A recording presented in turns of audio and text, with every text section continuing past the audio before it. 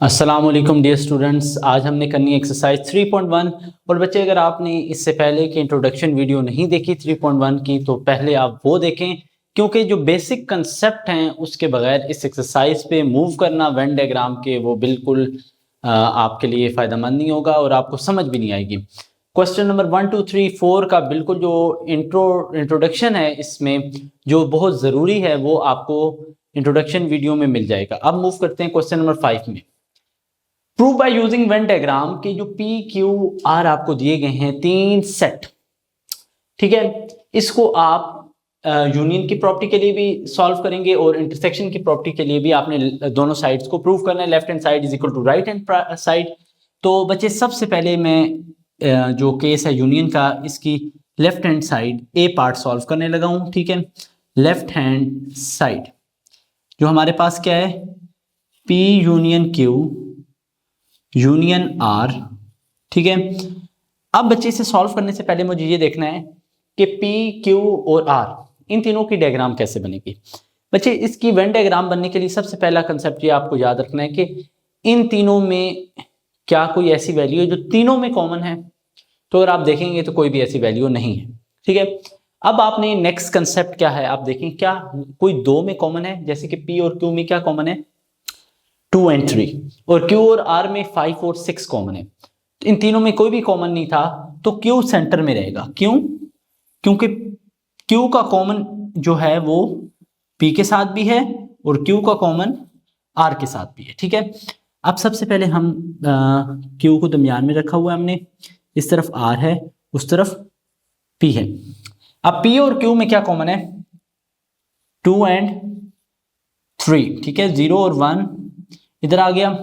Q क्या है हमारे पास, 4, 5, 6। अब बच्चे 4 इधर आ गया, 5, 6 जो था वो हमारे पास Q और R दोनों में था तो वो हमने कॉमन लिख दिया। 7, 8, 9 हमारे पास रिमेनिंग वैल्यू इधर बची। ठीक है, अब हम बात करते हैं जो इसमें शेड करना है एरिया। ठीक है, वो कंसेप्ट आपको एक्सरसाइज 3.1 की जो इंट्रोडक्शन वीडियो थी उसमें भी समझ आ गया होगा, लेकिन बच्चे उसे कैसे करना है मैं आपको बता देता हूँ। सबसे पहले आप यहाँ पे नीचे लिख लेंगे, अभी अभी फिलहाल मैं ऊपर लिख लेता हूँ। ठीक है, कि आपने पहले जो ब्रैकेट के अंदर एरिया है P यूनियन Q, इसे आपने शेड कर देना है।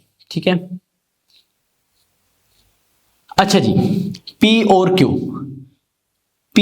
Q को आपने मुकम्मल तौर पे क्या कर देना है, शेड। और ये बच्चे मैंने P और Q को मुकम्मल तौर पे कर दिया शेड। ठीक है, आफ्टर दैट मैंने P यूनियन Q का जो आंसर आया है उसका यूनियन ले लेना है R के साथ। अब R के साथ अगर यूनियन लूंगा तो R union R it's mean कि जो उसका उसमें कॉमन उसमें जो सारे एलिमेंट्स थे उस और R के जो एलिमेंट्स हैं उन सब का यूनियन मीन के सब को आपने शेड कर देना है। ठीक है, तो सब के सब जितने भी मौजूद हैं सब के सब को अगर आप शेड कर देंगे तो ये जो फुल आपके पास तीनों आ जाएंगे सेट्स, ये शेड हो जाएंगे। ठीक है, इसी तरह सेम आप इसकी राइट हैंड साइड सॉल्व करेंगे। राइट हैंड साइड में कोई फर्क नहीं है, P union Q union R, बस आपके पास जो ब्रैकेट्स हैं वो Q यूनियन R के अराउंड है। अब इसी तरह सेम आप बनाएंगे P, इसी तरह आप बनाएंगे Q, इसी तरह आप बनाएंगे R। ठीक है, P Q R वैल्यूज इस तरह आप लिखेंगे। इधर हमारे पास 5 और 6 कॉमन है, इधर हमारे पास 2 और 3 कॉमन है, इधर हमारे पास 0 और 1 बचता है, इधर हमारे पास 4 बचता है बच्चे, और इधर 7, 8, 9। ठीक है, अब इसमें आप पहले Q यूनियन R को क्या कर देंगे, शेड। ठीक है, Q यूनियन R को शेड कर देंगे। ठीक है, ये मैंने कर दिया ऐसे Q यूनियन R को शेड। ये हो गई Q और यूनियन R शेड। ठीक है, अब आपने P union Q union R इस सब को आपने कर देना है फुली शेड। ठीक है, ये हो गया ये फुली शेड। अब फुली शेड में क्या होगा कि जो P है वो भी इनके साथ शेड हो जाएगा। क्यों? क्योंकि उसका यूनियन आ रहा है इनके साथ। ठीक है, इट्स मीन कि आपके पास दोनों में शेडेड एरिया सेम है, तो हम ये लिख सकते हैं कि left hand side is equal to right hand side, hence proved. ठीक है, तो जो हमने प्रूव करना था वो हमने प्रूव कर लिया। बच्चे यूनियन के लिए तो ये बहुत ज़्यादा इजी भी होता है, आसान भी होता है। अब मूव करते हैं इसके पार्ट नंबर बी की तरफ, जिसमें आपने इंटरसेक्शन के लिए से सॉल्व कर। Part number B, associative property of intersection, अब हम सॉल्व करेंगे, जिसकी लेफ्ट हैंड साइड हमारे पास क्या है, P intersection Q intersection R और P और Q के अराउंड ब्रैकेट्स। तो बच्चे सेम उसी तरह आपने P Q R बना दिया, सेम बच्चे वही वैल्यूज आपने 2 और 3 कॉमन, इधर 5 और 6 कॉमन, 4 7 8 9 0 एंड 1। अब बच्चे अगर शेडिंग की बात करेंगे तो पहले क्या आ जाएगा, P इंटरसेक्शन Q, ठीक है, क्योंकि वो ब्रैकेट के अंदर मौजूद था, ठीक है। अगर हम उसे देखें तो हम कह देते हैं कि हम P इंटरसेक्शन Q को शेड कर देंगे ब्लू से, ठीक है। P इंटरसेक्शन Q आ गया ब्लू से शेड हो गया, ठीक है। अब हमारे पास जो है P intersection Q intersection R, ठीक है। अब P इंटरसेक्शन Q इसके अंदर और इस पूरे R के अंदर कोई कॉमन मौजूद है? बिल्कुल भी नहीं, ठीक है। तो हमारे पास इधर कोई भी कॉमन नहीं मौजूद, तो हम इसे सिंपली, इन दोनों का आंसर क्या आ जाएगा, नथिंग, ठीक है। तो इसे इसमें आप किसी को भी शेड नहीं करेंगे, ठीक है। आपने P इंटरसेक्शन Q और R का जो आंसर आया है उसमें आपने किसी को भी शेड नहीं करना, ठीक है। तो बच्चे इसके सेकंड पार्ट में, क्वेश्चन नंबर 5 के जो पार्ट बी है, उसमें आपने एसोसिएटिव प्रॉपर्टी ऑफ इंटरसेक्शन को प्रूव करना है। तो हम उसकी लेफ्ट हैंड साइड को मेंशन करते हैं। Left hand side is P intersection Q intersection R, ठीक है बच्चे। इसमें आप P Q एंड R बना देंगे, ठीक है बच्चे। इधर आपके पास क्या आ जाएगा, 2 एंड 3, इधर 4, इधर 5 और 6 0 1 7 8 9, ये P, ये Q और ये R। अब सबसे पहले अगर आप इसमें ब्रैकेट के अंदर वाला पोर्शन देखेंगे, जो हमारे पास क्या है, P यूनियन इंटरसेक्शन Q।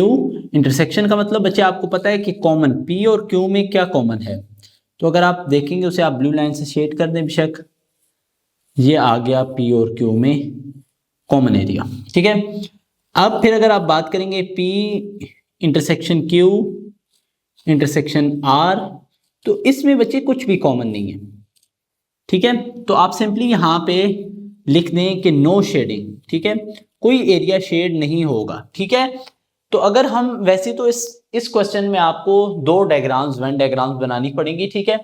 आपको इसके लिए एक सेपरेट अलग बनानी पड़ेगी, जिसमें आपको ये एरिया भी शेड नहीं करना पड़ेगा। लेकिन मैं आपको इधर से बीच में ये जो शेडिंग मैंने की थी इसे रिमूव कर देता हूं, ठीक है, ताकि आपको समझ आ जाए। तो देखिए वो जो शेडिंग ये रिमूव क्यों हुई है, ठीक है, ये जो शेडिंग की भी थी इसकी रिमूव होने की वजह क्या है, इसके बारे में मैं पहले आपको बता दूं।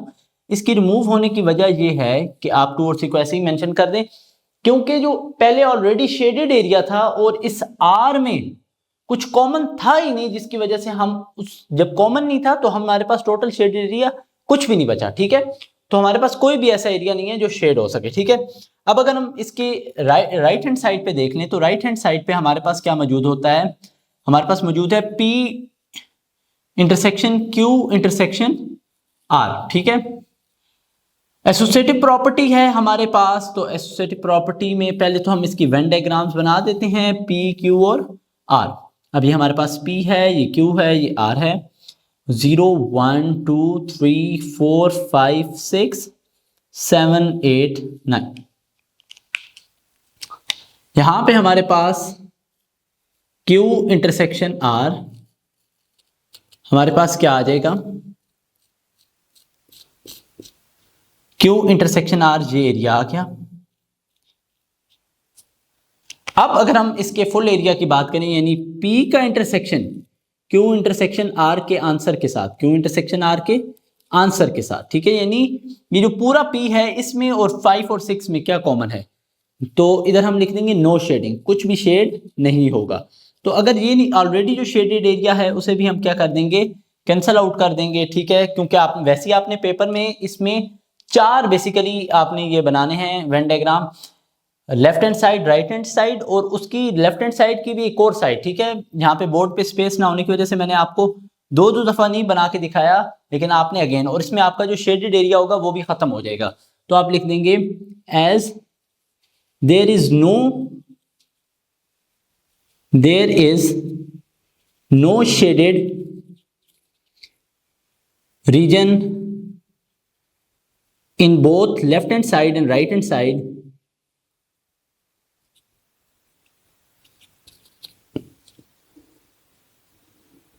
hence proved left hand side is equal to right hand side।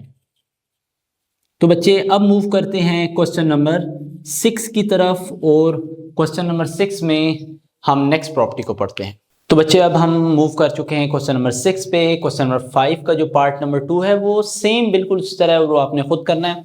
बच्चे यहाँ पे हमारे पास जो लेफ्ट हैंड साइड दी गई है, हम डायरेक्टली मूव करते हैं उस पर, ठीक है। उसमें क्या हमें दिया है लेफ्ट हैंड साइड पे, लेफ्ट हैंड साइड पे हमें दिया गया है x union y intersection z, ठीक है।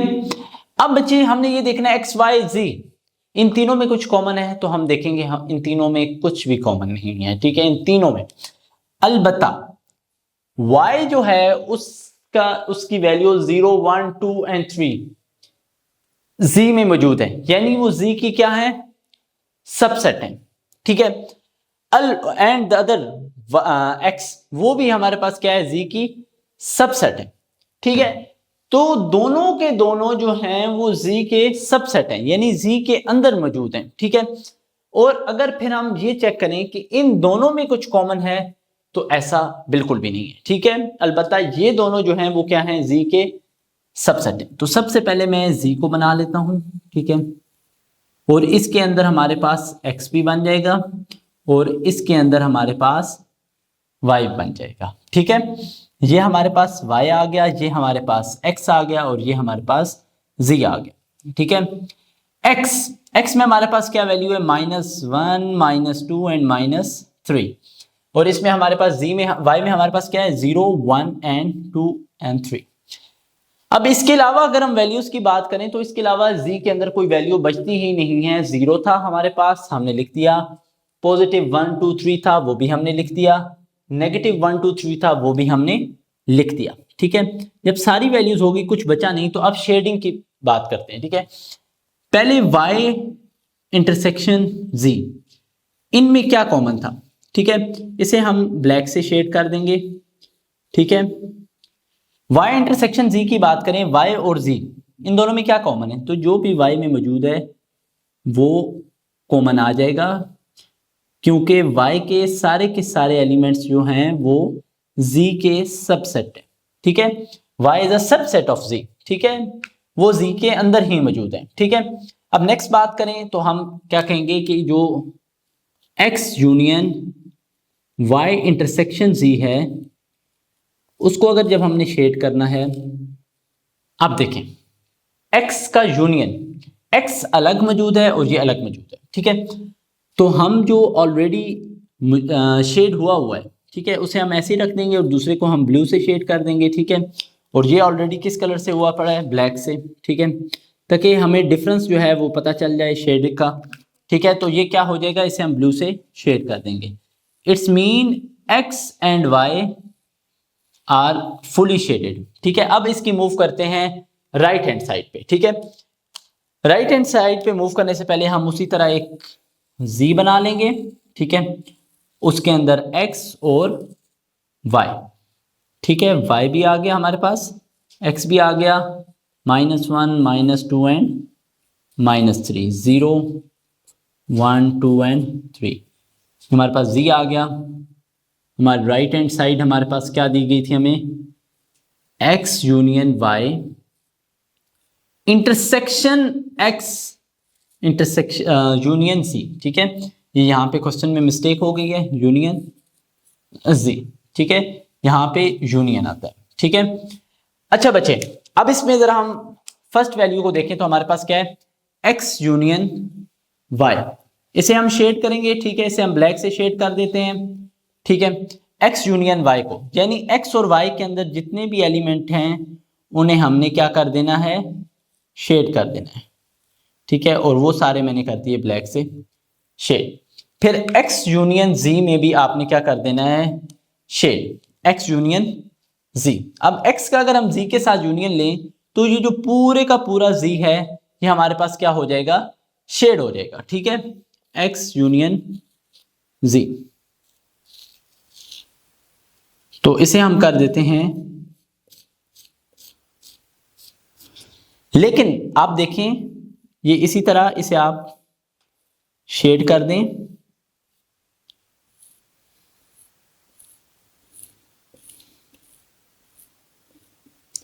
अब देखें, अब ये ऑलरेडी जो ब्लैक शेडेड था उसी के ऊपर आपने अगेन शेड कर दिया, ये सारा जी ही के अंदर ही वैल्यूज थी। तो अब हम अगर हम बात करें, इसको हम सारा लिखें कि x यूनियन y का जो आंसर आए उसका आप इंटरसेक्शन ले लें, यानी उसके अंदर और x यूनियन z के आंसर के अंदर जो जो कॉमन है वो सारा लिख दें। तो ऑलरेडी जो शेडेड है आधा आपके पास ब्लैक से शेड है, ठीक है, और उसी के ऊपर आपने पैरेलली किससे शेड कर दिया, ब्लू से, ठीक है।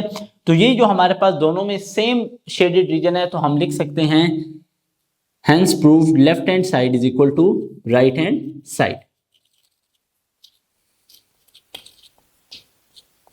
अब बच्चे चलते हैं हम अपने लास्ट क्वेश्चन की तरफ, क्वेश्चन नंबर 7 की तरफ।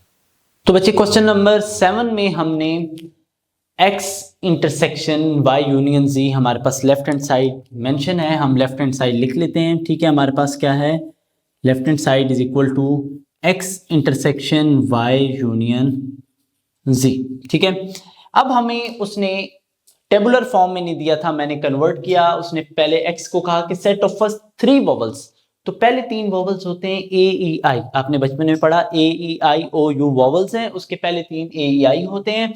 Y set of letters of word energy, energy में E 2 टाइम्स आता है, हमने एक ही टाइम लिखा, ठीक है। देन Z में हमारे पास set of words in algebra, algebra में A 2 टाइम आता है, हमने एक दफा लिखा, ठीक है। अच्छा बच्चे, अब आपने अगर आप देखें तो फर्स्ट ऑफ ऑल इन तीनों में क्या कुछ कॉमन है, बिल्कुल, इन तीनों में भी एक वैल्यू कॉमन है, ठीक है, x y और z, इन तीनों में E कॉमन है। जबकि x और z की बात करें तो इसमें हमारे पास A भी कॉमन है, और y और z की अगर हम बात करेंगे तो यहां पे हमारे पास G भी कॉमन है और R भी कॉमन है। अब x में क्या बचता है बच्चे, I, z में हमारे पास क्या बचता है, L एंड B, y में हमारे पास क्या बचता है, Y एंड N, ठीक है बच्चे। सबसे पहले हमारे पास हम लिखते हैं जो ब्रैकेट के अंदर है x यूनियन z, इसे हम शेड कर लेते हैं ब्लू से बच्चे। तो x यूनियन y यानी फुल x एंड y, पूरा x और जो भी y में मौजूद है, सॉरी x और y नहीं, y और z में जो जो मौजूद है वो हमने कर दिया शेड। उसके बाद x का इंटरसेक्शन लेंगे किससे, y यूनियन z के आंसर से, यानी y और z का आंसर, यानी ये दोनों जो सेट हैं y और z, इनके यूनियन से मुराद यही है कि जो भी एलिमेंट्स y और z में मौजूद हैं उनमें से कौन से कॉमन है जो x में मौजूद हैं। तो उस एरिया को बच्चे हम जो डिनोट करेंगे वो किससे करेंगे, हम पहले ब्लू लाइंस लगा लेंगे, ठीक है, और उसके ऊपर परपेंडिकुलरली ब्लैक लाइंस, जो ऑलरेडी ब्लू एरिया है उस पे परपेंडिकुलरली x का जो इनके साथ कॉमन एरिया बनता है उस पे हम ब्लैक लाइंस लगा देंगे, यानी A और E ही ऐसे दो एलिमेंट्स हैं जो इनमें आ रहे हैं इसका आंसर, ठीक है। अब हम इसकी राइट हैंड साइड सॉल्व करेंगे, और राइट हैंड साइड पे हमारे पास क्या मौजूद है, x intersection y union x intersection z। तो पहले हम बच्चे x इंटरसेक्शन y निकालेंगे और उसके बाद हम x इंटरसेक्शन z निकालेंगे। तो बच्चे सबसे पहले मैं x y एंड z बना लेता हूं, इनमें E कॉमन, A और इधर हमारे पास जो यहाँ पे x आ गया, यहाँ पे i आएगा, ठीक है। यहाँ पे हमारे पास y और n बचा था, यहाँ पे हमारे पास r और g और यहाँ पे l और b, ठीक है। तो सबसे पहले हम x इंटरसेक्शन y में ब्लू लाइन से डिनोट कर देते हैं, x intersection y, x and intersection y। ये बच्चे इसका एरिया आ गया। Then x intersection z, x और z में क्या कॉमन है उसे हम ब्लैक से शेड कर देंगे।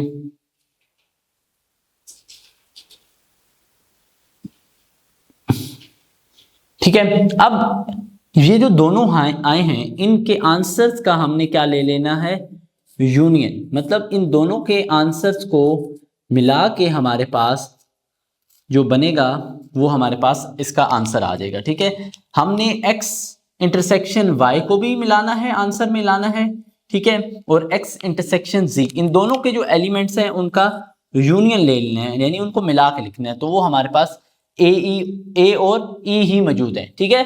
तो हम दोनों डायग्राम्स को देखते हुए कह सकते हैं कि left hand side is equal to right hand side.